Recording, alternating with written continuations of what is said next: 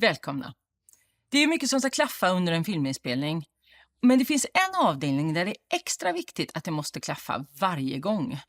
Och vi vet ju att en film inte spelas in i scenordning, alltså så som det utspelar sig i manus. Utan när vi är på set så hoppar vi fram och tillbaka i historien och även fram och tillbaka mellan interiörer och exteriörer.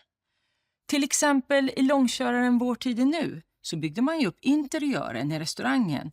Den byggdes i studion i Jonsered medan exteriören av restaurangen filmades på en gata i Vasastan i Göteborg.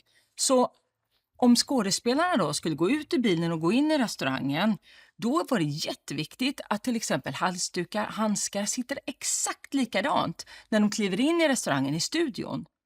Och då kan det skilja kanske 3 veckor mellan att man spelar in de 2 scenerna. Men för tittaren så är det ju som att det är samma tagning. Så då är det extra viktigt att hålla klaffen under tystnadtagning. Välkomna till...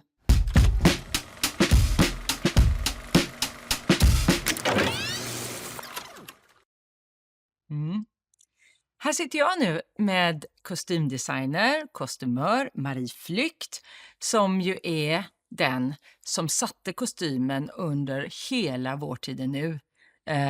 Men Marie, du har ju jobbat med många andra produktioner. Sen, hur många? 100? Förmodligen. Jag tappar räkningen vid 50 ungefär, så att 100 är det säkert. 30 år i branschen som kostymör i alla fall. Men jag tänker att innan vi lämnar det här med Vår tid nu, vi ska komma tillbaka till hur ni byggde upp det också. Så tänker jag, det var ju både restaurangen och restaurangkostym och det var dans och det var epok och allting. Jag tror att vi har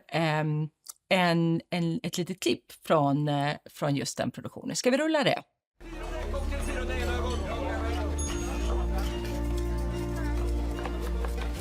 Vet du vad Peter har för framtidsplaner? Är du rädd för konkurrens? Ja, nej. Hoppas på att han förstår att det är jag som sköter restaurangen. Är det? Det vardagliga, menar jag, mamma. I slutändan så bestämmer du såklart. Klubben var min idé. Det är jag som har skapat den. Inbilla dig inte att en karriär inom restaurangen är en möjlighet för dig. Vi får väl se. Härliga skådespelare. Underbart att se. Ja, hur var det? Jag menar, du har jobbat på så många, alltså under 30 år, på av, produktion efter produktion. Och så kommer man på en långkörare som den här. 4 år i studio. Ja, 4 år. Var det lite så här... Underbart. Alltså, för det är nog första gången i mitt liv som det kändes som att man åkte till jobbet varje dag. Man hade sina grejer på ett samma ställe. Man hade sina arbetskamrater. Och det tror jag aldrig upplevt innan. Så det var jättehärligt. Men det var också ganska skönt när det tog slut. För man är resande sällskap. Vi packar ihop och så bygger vi upp ett nytt kontor. Och så är det nya människor och så kör vi. Och sen så packar vi ihop och så reser vi vidare. Och så packar vi upp ett nytt kontor. Sätt att leva. Underbart. Ja, och det är också det som är hela syftet med den här serien. Det är inte bara att prata om avdelningarna och tydliggöra vad man gör och hur en filminspelning organiserar. Utan det är också hela det här valet man gör när man väljer att jobba som frilans. Men då finns ju det här fina med att idag har vi ju, förr hade vi ju inga tv-serier, så var det ju inte möjlighet att ha de här långa anställningarna. Då var det liksom spelfilm 3 månader och så kanske lite ännu kortare med reklamfilm emellan. Så jag tänker att det kan ju vara, om man kan parera och bygga upp sitt nätverk och sina projekt, så kan man varva. Ja, absolut. Vad har du gjort på senaste då? Senaste var säsong 3 av Bäckström. Hur jobbar man med kostym där?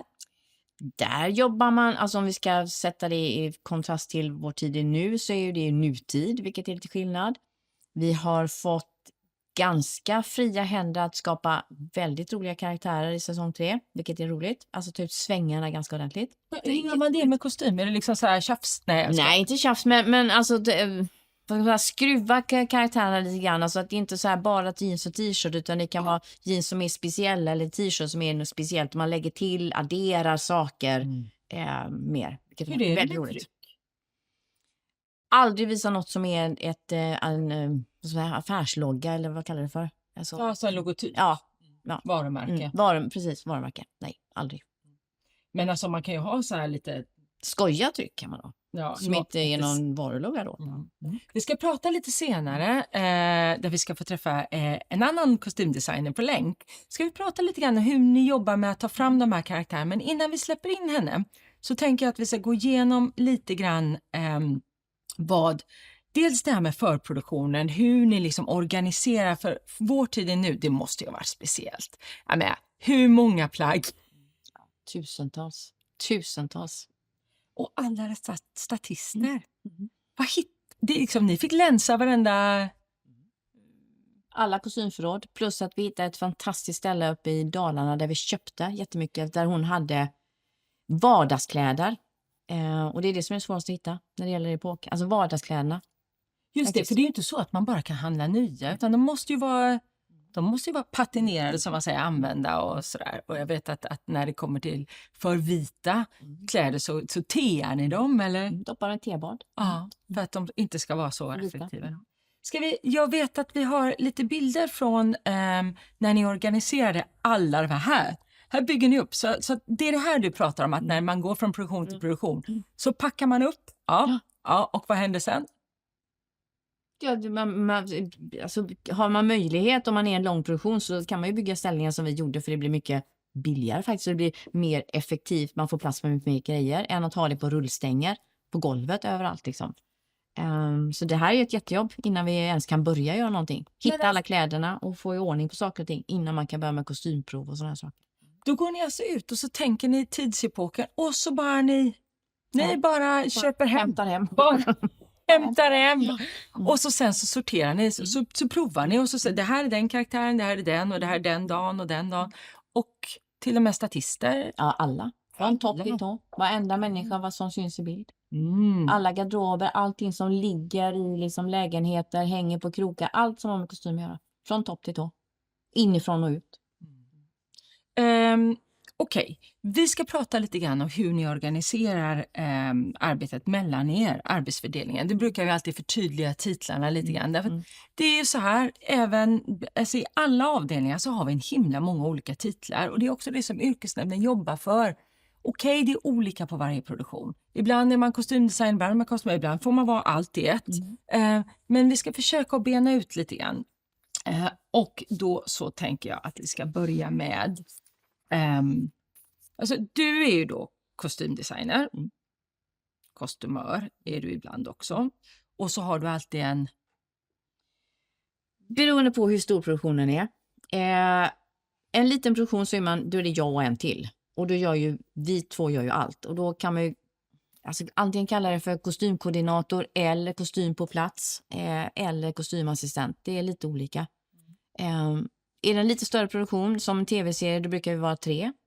Och då är det en som är på set och passar. Och sen är det en som är på kontoret med mig. Och sen när det behövs då så hjälper vi till på plats också. Och det är ju himla massa organisation, tänker jag ju. Alltså jag kan bara förstå, kan inte du bara hålla upp? Kan du hålla upp den här packen? Är det här liksom... Det är massor med kostymlistor där. Jag vet inte om vi kan se det, men det här är ju liksom nedbrytningar på vem som har vad. Och det är ju en otrolig logistik kring allt det här. Jag vet att vi har några bilder till som just visar lite grann arbetet på plats. Och att det också nu har gått över från det här digitala till, eller från det papper, och nu jobbar ni ju väldigt mycket digitalt. Nu ska vi se, nu går vi vidare här. Nu har ni ju fyllt det här med massor med kostymer. Jösses. Ja. Vad ser vi mer? Precis. Det här är ju den här organisationen som ni har. Nu visar det ju att ni liksom delar in och skriver ner jättemycket listor. Och givetvis som i alla avdelningar så har det ju skett alltså en förflyttning från att organisera på papper med listor till att vi nu har allt digitalt. Vi har allt digitalt, och man kan också koppla upp sig mot kameran och titta på hur bilden ser ut och sådär. Vad är det här? Dagindelning? Dagindelning är, alltså i manuset så utspelar sig en historia på x antal dagar så att säga. Och för oss är det jätteviktigt att vi får koll på att dag 1 är från scen 1 till 15 till exempel. Detta är alltså inte inspelningsdagar, detta Nej. är berättelsedagar. Berättelsedagar i manus, precis. Så om hela manuset utspelar sig på en helg så är det 3 manusdagar. Ja, eller 2. Om det är lördag, söndag. Just det. Så är det 2. Och för oss, just för att hålla klaffarna då, att man får rätt kläder på rätt dag. Så man inte helt plötsligt får andra kläder mitt upp i alltihopa. Så är det, alltså dagindelningen jätteviktig för oss. Vi har några fler bilder från när ni jobbar på set. Ja, precis. Här kan vi ju se. Så att nu är det så, och då tar ni också bilder. Bilder med paddan, lägger in det där de ska vara i manus som hör ihop med den scenen. Innan så tog vi bilder med polaroidkamera och satt och klistrade in alla bilder i ett pappersmanus. Är det då precis för det här med som jag liksom försökte iscensätta i introt här, att man en dag kan, alltså i manuset så går de in i bilden och då är vi på en plats och då måste man ju matcha. Det är det som är klaff. Ja. Just det. Vad är det mer för information som ni har i de här... Inspelningsplan till exempel. Vilka scener vi spelar in vilken dag.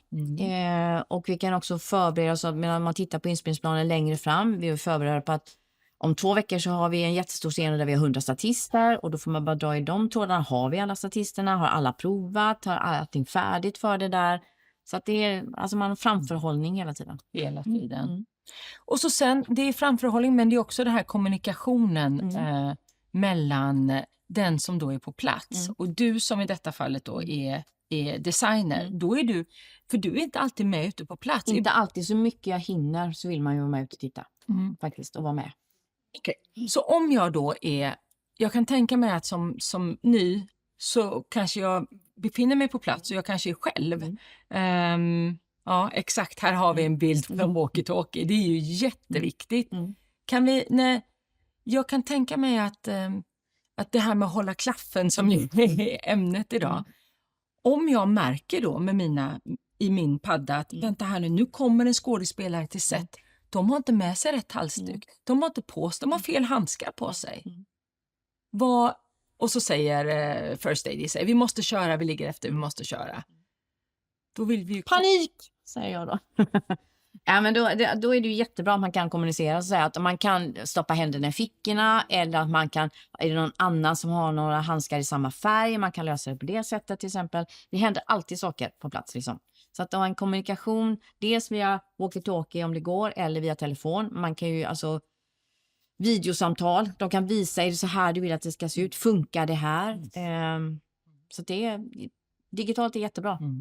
Och det som är viktigt då när man jobbar i kostymavdelningen, det är det som är lite grann med det här, inte så här kommandostrukturen, men alltså att man är lojal mot sin närmaste chef och sin avdelning. Som jag står på plats själv och jag märker att okej, det där var inte riktigt rätt handskar eller rätt halsduk. Då, trots att regi kanske säger till mig, vi skiter i det, då är det ju viktigt att jag ringer dig som är kostymdesigner och bara informerar så att du har möjlighet. Exakt. Och man kan lösa väldigt mycket om man får reda på att det är ett problem. Istället för att få reda på det efteråt. Liksom. Precis. Så att det är ju bra med det där med att dels stämma av långsiktigt men också hela tiden inför varje tag. För att man ska hålla klaffen. Ja, fint. Så då har du det är kostymör, det är en kostymassistent och den här assistenten då, om man har en på plats. Då är kostymassistenten med på kontoret och förbereder för nästa dag. Det kallas ju alltså kostymkoordinator eller statistansvarig, alltså kostymassistent. Då är man lite grann allt i allo och kan vara på alla platser. Typ. Är det en bra ingångsposition? Jag ska säga att alltså vill man in i branschen så ska man alltså ring runt och fråga om man kan få en praktik till att börja med. Och få in en fot. Faktiskt.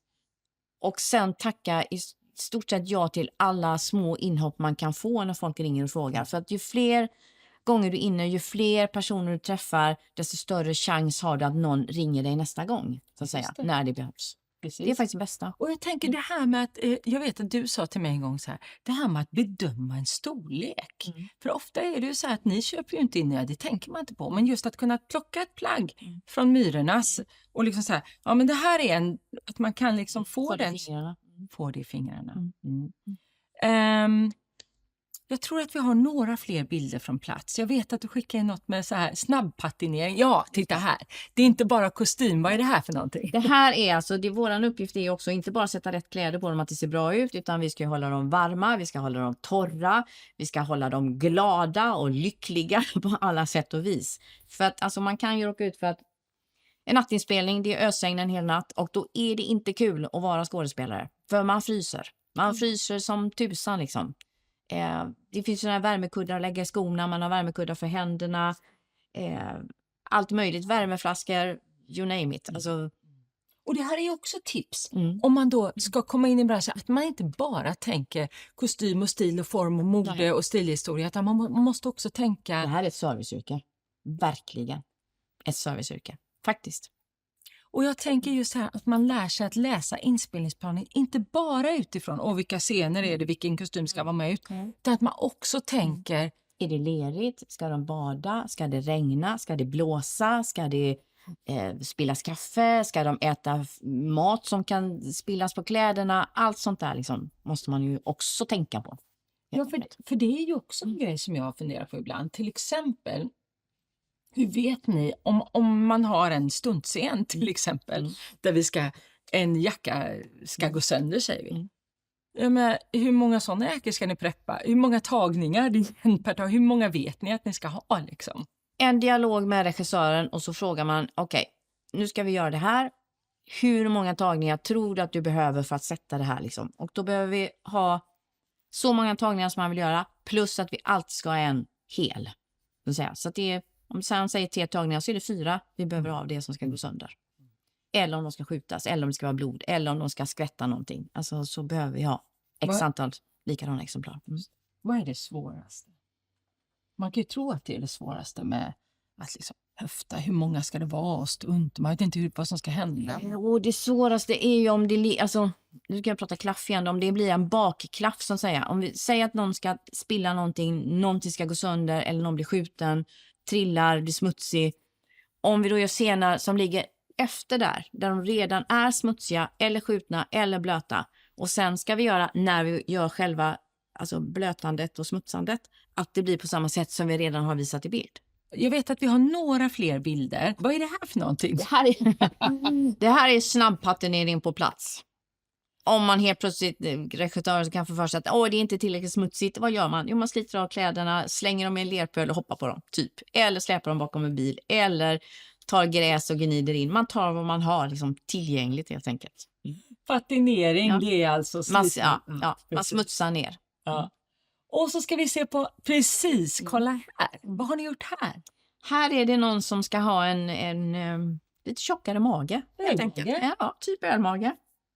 Sätter man det under kläderna och så blir personen lite tjockare. Ja. Och det här måste ju vara sånt som ni beställer då, som tillverkas.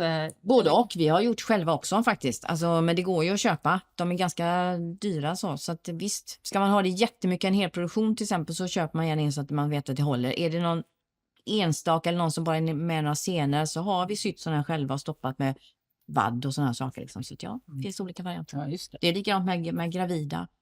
Så har vi gravidmagar i olika stadier. Och här då? Här har vi skor. Här Vad är är det här? skor. Är det från vår tid nu, ser det ut som? Det är nog från vår tid nu, ja.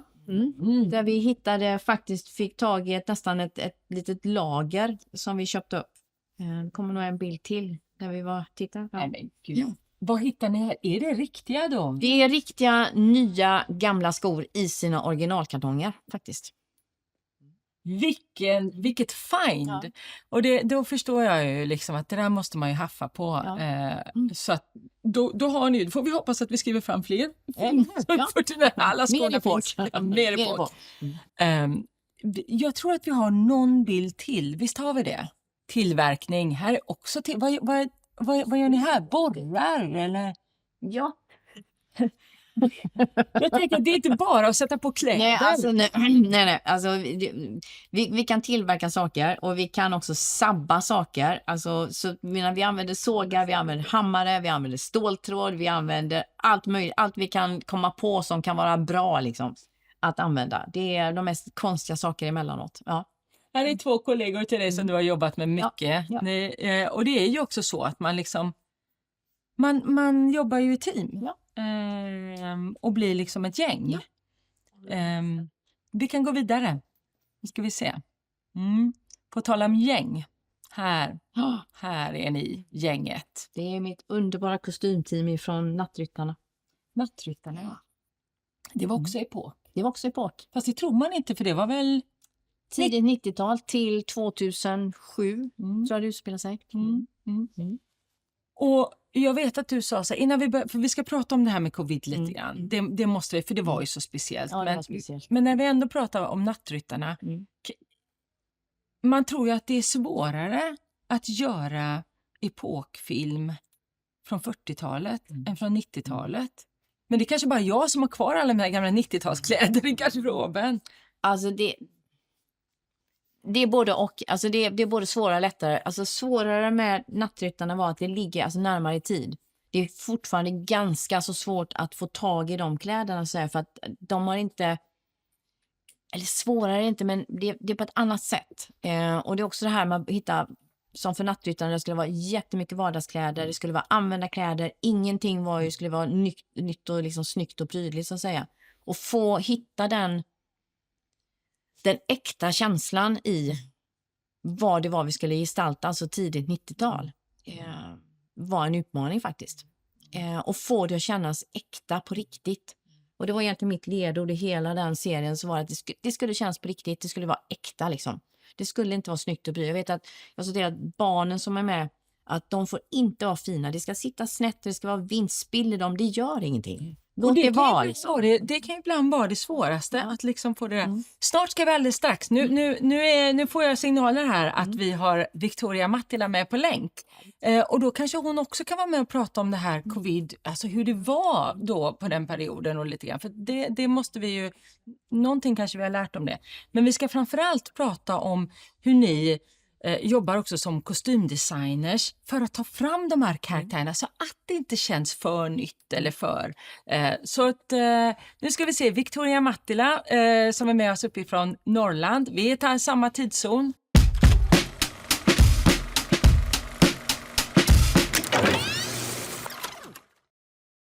Hallå Victoria, är du med oss på länk? Hej, ja det är jag. Hej! Var någonstans sitter du nu? Jag sitter i Luleå. Jobbar du på något projekt? Är du i produktion eller är du mellan jobb? Nej, jag är i produktion. Jag håller på med en tv-serie som utspelar sig i Umeå. Så trevligt! Så trevligt! Det är ju alltid det där, det ska vi också säga, att man kan aldrig säga vad det är man jobbar på medan man jobbar, så det är alltid så här lite kryptiskt, och det är också någonting som man måste ha med sig när man ska in i den här branschen, att man får liksom veta dels det att man inte får ta bilder på set, men att man heller inte kan tala om vad det är för projekt man jobbar med. Det här med polisfilmer och så, det håller ju i sig inom vår genre som vi gör här i Norden. Men kan inte du berätta lite grann vilka typer av projekt du har jobbat med, och kan du inte nämna några projekt som du är stolt över och som du tycker att du vill ta upp, Victoria? Absolut. Ja. Det som jag kommer först att tänka på är Sameblod. Det var en viktig film att göra. Den är jag väldigt stolt och glad över att jag har varit med på.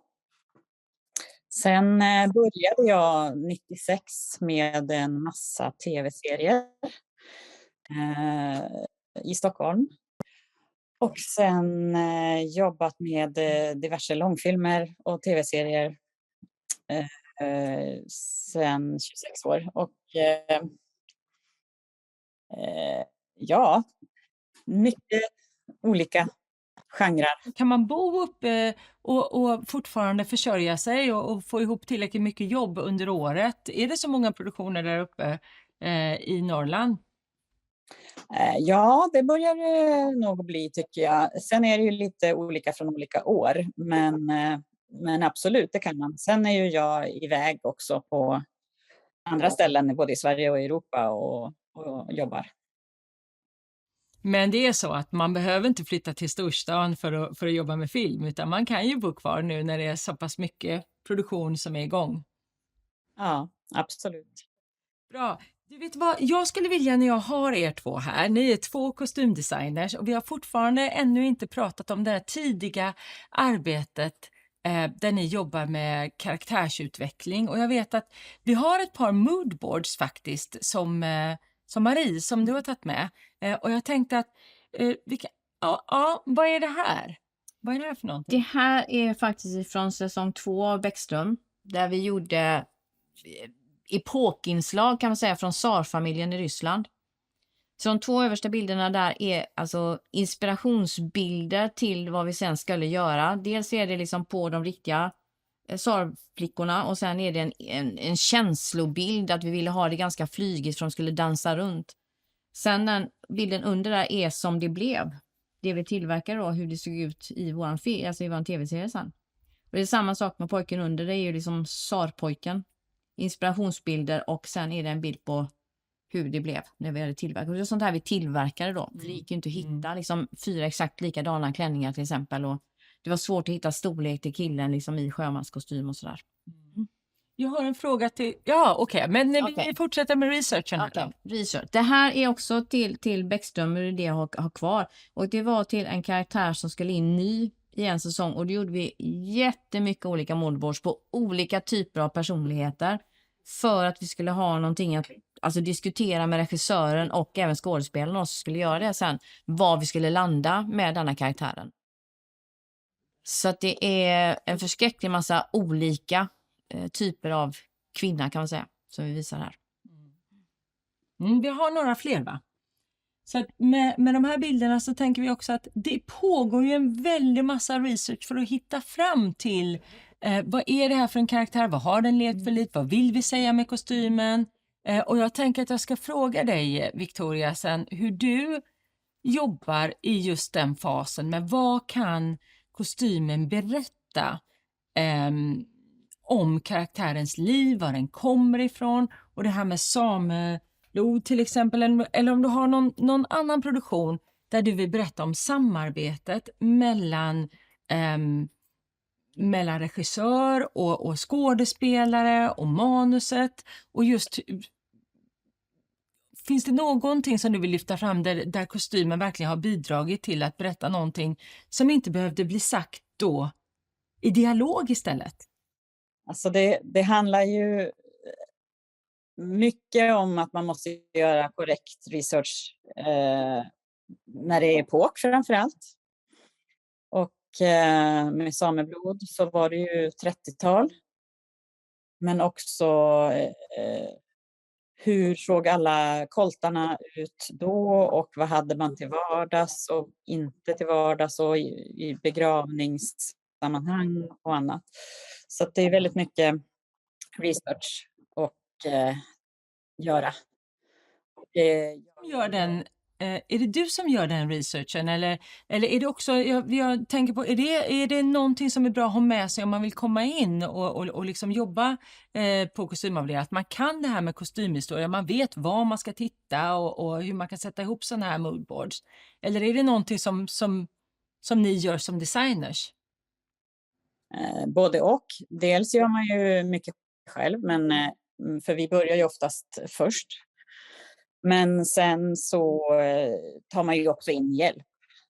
Och speciellt för mig med det samiska så fick jag ju ta in hjälp för att hinna få reda på allt som behövdes inom den tiden som vi hade.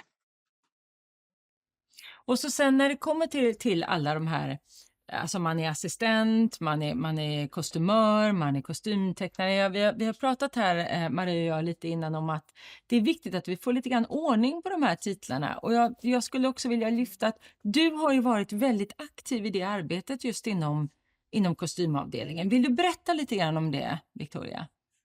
Ja, absolut. Det började med att jag gick med i styrelsen i Scen och film för scenografer och kostymdesigners.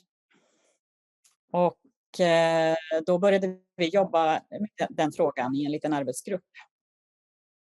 Så vi ringde runt lite till våra kollegor och kollade lite vad de ansåg och hur vi liksom skulle forma det och försöka förklara hur det ser ut i Sverige jämfört med utomlands. Men vi ville ändå att det skulle vara samma titlar så mycket som möjligt som det är utomlands. Så att för några år sedan, nu är det väl kanske 2013 om jag inte minns fel, så slutade vi använda ordet kostymör och bytte till kostymdesigner.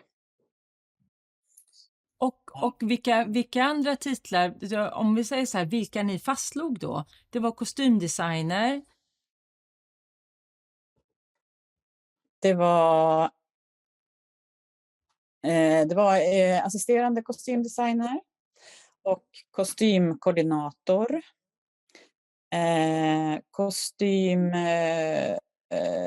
Bosett. Och sen också, alltså när man gör epok så behöver man ju ha också en som är statistansvarig på kostym. Visst är det så att det finns också vissa som ni tar in tillfälligt, alltså modister, skräddare, vad heter man när man är skospecialist? Skomakare. Just det. Skomakare. Ja, precis. Nej, men alla de här titlarna, jag ville nämna det här att det pågår ett arbete och att du också är drivande i att tydliggöra, för att visst, varje jobb, inget jobb är det andra likt om man gör de uppgifterna som behövs för just den produktionen. Men det är också bra att det finns en slags default att utgå ifrån. Och då tänkte jag att jag skulle fråga dig, när du tar emot en ny person, vad är det du tittar på då? Och vad önskar du? Vad är bra egenskaper och bra förberedande kunskaper att ha med sig? Ja, det viktigaste är nog att man är snabbtänkt och lösningsorienterad och också snabb i fötterna. Och om man inte har jobbat på inspelning förut så är det mycket att ta in. Hur man ska jobba med klaffsystem till exempel i iPads och sånt. Och hur man bryter ner ett manus och vad man ska göra för typ av anteckningar när man gör det för att vara förberedd för inspelningen. Så att det är ju mycket, det är inte så mycket, det viktigaste är inte mode och kläder, utan det vi gör är ju att bygga karaktärer som bygger på verkligheten. Det handlar ju väldigt sällan om vad som är inne just nu. Utan det är mer att göra vanliga människor i olika yrken och konstellationer och händelser. Så då tänker jag att ett tips kan till exempel vara när man sitter på ett café och sitter där och fikar själv. Då kan man titta, nu är klockan 11 här på en torsdag, vilka finns på det här caféet? För det skulle ju kunna vara då statister ifall man skulle spela in en sån scen. Och man tittar, vad har de på sig? Vad säger man? Kan titta på en människa och tänka så här, vad tänker jag när jag ser den människan? Vad tror jag att den kommer ifrån? För det är ju också ett sätt att kommunicera med kostym. Är det så man ska göra för att förbereda sig? Ja, det är ju en del i jobbet, absolut. Sen gäller det bara att börja. Jobba någonstans, liksom. Försöka komma in på praktik först eller någonting och sen försöka börja jobba på kostymavdelningen kanske först. Man kastas ju inte ut på inspelningsplats det första man gör om man inte har gjort det förut. Utan då får man ju vara med på avdelningen först och se hur det går till där och lära sig successivt och följa med den som är på set sen om det är dit man vill. Har du några avslutande tips till den som befinner sig i din region, som tittar på det här och tänker att wow, men jag vill in. Vad är viktigt att man ska ha körkort och hur ska man gå tillväga för att ta sig in? Finns det några utbildningar som du kan rekommendera? Ja, men körkort som du sa, det är väldigt viktigt. Utbildningar här uppe har jag lite dålig koll på faktiskt. Men alltså... ett kostymintresse från första början är väl alltid bra att ha, det skulle jag väl säga. Men det finns ju också filmutbildning i Kalix. Men den är ju inte specifikt för just bara kostym. Den är ju mer en bredare filmarbetarutbildning. Man kan väl säga så här att alla utbildningar som har kurser som är då arbetsplatsförlagda, alltså praktikkurser, är ju bra. För de kan man ju använda till att just söka upp den avdelningen där man vill vara. Och sen kan man ju ta med sig det om man gör en film på skolan. Ja, men då, det är ju klart att jag har hand om kostym då på den filmen. Så man kan liksom vinkla det lite själv.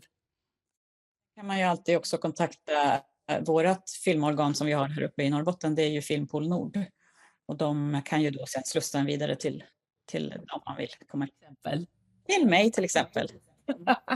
Tack så jättemycket för att du var med oss idag. Tack Victoria. Tack så mycket.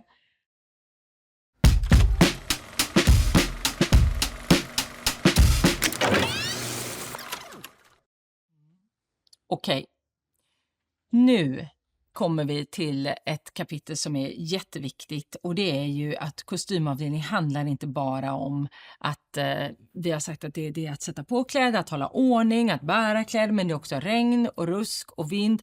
Och då glider vi in på det här med arbetsmiljö och säkerhet, och jag vet att Marie, det är ju en fråga som du har som du har mycket erfarenhet med och som du värderar högt. Safety first. Absolut. Vad skulle du säga på just kostymavdelningen att man behöver ha med sig när man kommer in just det tänket? För att, alltså nu ska jag vara riktigt ärlig, för att man ska orka lite grann att jobba med det här när vi far fram och tillbaka hit och dit. Det är väldigt oregelbundna arbetstider. Man träffar sin familj ganska lite när man väl är inne i produktion. Så man måste ha kul. Det måste vara roligt att vakna på morgonen och gå upp och liksom ta sig till inspelningen och vara som yes, ännu en dag liksom. Det är jätteviktigt. För är det inte roligt så då tappar man gnistan och då blir det väldigt jobbigt allting liksom, faktiskt. Så men för mig är det jätteviktigt. Jag menar, det är ju, man har ju så olika många människor med sig. På vår tid nu var vi jättemånga, på natthyttarna var vi jättemånga, men det är också där när vi bara är 2. Och det är jätteviktigt att man stöttar varandra. Vi är ett team. Alltså man hjälps åt med allting. Det är inte som så att någon bara gör det, någon bara gör det, utan vi är ett team som jobbar mot samma mål. Vi ska ha kul, vi ska må bra framförallt. Och vi ska känna oss stolta över liksom att vi gör det vi gör. Och vi ska kunna se sen liksom, och jag kan tycka att man ser i slutresultatet om man har haft det bra liksom, om det har varit kul, om vi har liksom stöttat varandra och liksom yes. Jag tycker det syns i bild när man sen ser slutresultatet faktiskt. Så för mig är det viktigaste att alla ska må bra och tycka att det är kul. Och bidra till ett gott arbetsklimat. Exakt. För det är ju inte bara en som är, även om det är kanske någonting som arbetsledaren, alltså självklart sätter ju tonen och man ser sina medarbetare, ja, då tenderar det ju till att bli ett bättre arbetsklimat. Det är också det här med lite risker, för ni bär ju. Det måste man också vara beredd på. Gud vad många galgar och påsar och finns det någon skyddsutrustning och bärhjälp eller hur? Det finns ju pirrer och liksom, alltså där får man vara lite kreativ själv och faktiskt avgöra vad man känner att man behöver ha liksom. Men man ska vara rädd om, vi är väldigt mycket upp och letar kläder i den här nivån. Axlar, nacke, tar stryk som bara den liksom. Vi går otroligt mycket, alltså en vanlig arbetsdag du kan gå på 20 000 steg liksom, inga problem. Alltså tänka på om man är bra på fötterna, det är ofta betonggolv där vi är. Vi springer mycket, vi ränner fram och tillbaka. Allmänt säkerhetstänk, var rädd om sig själv faktiskt. Och ta hjälp av de sakerna som finns. Att stå på en pall om man letar kläder som en hel dag, om man sorterar in till exempel. Använd pirrar om du ska bära saker. Liksom. Tänk på att lyfta med benen och inte med ryggen och sådana saker. Och framförallt, det blir stressiga situationer. Låt er inte påverkas av det. Det är bättre att komma fram 3 minuter senare än att köra som en idiot och det händer saker. Just det. Och hela tiden kommunicera det då. Via walkie, via sms. Nu är jag 3 minuter sen. Så att man är en del i det här kuggen. Okej. Sista avrundningen. Om jag vet att du har ju tagit emot väldigt många, slussat väldigt många in i branschen och har stor erfarenhet som handledare. Vad skulle du säga om man kommer till dig? Vad får man göra då på en vecka? Hur kan om man bara är där en vecka? Nej, men alltså om man är där. Säg så här, om jag får en praktikant som ska vara där under en lite längre period. Det första jag gör, det är ju liksom att visa runt lokalerna givetvis. Presentera, även för alltså, på de som sitter på kontoret och vilka de ska jobba med och så. Sen brukar jag faktiskt alltså att läsa manus. Så att de förstår vad vi pratar om. För att det flyger information, man pratar om karaktärer hela tiden. Och vet man då inte, om man inte läst manus så fattar man ingenting. Därefter så brukar det vara alltså att de antingen får följa med mig vad jag gör på dag, alltså en dag. Alltså det betyder att förbereda kommande dag till exempel. Eller att vi tvättar. Och sen få åka med på plats och bara iaktta. Därför att första gången man är ute på plats och framförallt alltså, även på kontoret. Har man aldrig varit på en inspelning någon gång så är man så trött i huvudet när man kommer hem första dagarna så man vet inte vad man ska ta vägen. För det är så mycket information och det är så mycket nytt liksom. Så att läsa manus, vara med på kontoret, förstå lite grann helheten av vad det är vi gör. Sen följa med på plats, iaktta och vara behjälplig. Det brukar vara liksom det här. Om de behöver hjälp så sätta på värmejackor, springa och hämta någonting. Men framförallt känna, se vad alla andra gör. Finna alltså platsen i det här stora teamet. Liksom, hur rör man sig? Var är vi? Liksom, så här. Det är väl ungefär så.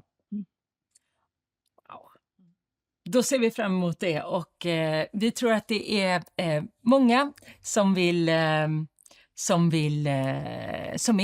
då intresserade och kanske har en bakgrund, man gillar att sy, man gillar mode, men att man nu ser wow, det här är ett helt nytt område där jag kan jobba. Fantastiskt jobb. Toppen! Då tackar vi för oss och vi tackar kostymavdelningen och säger hej från yrkesnämnden.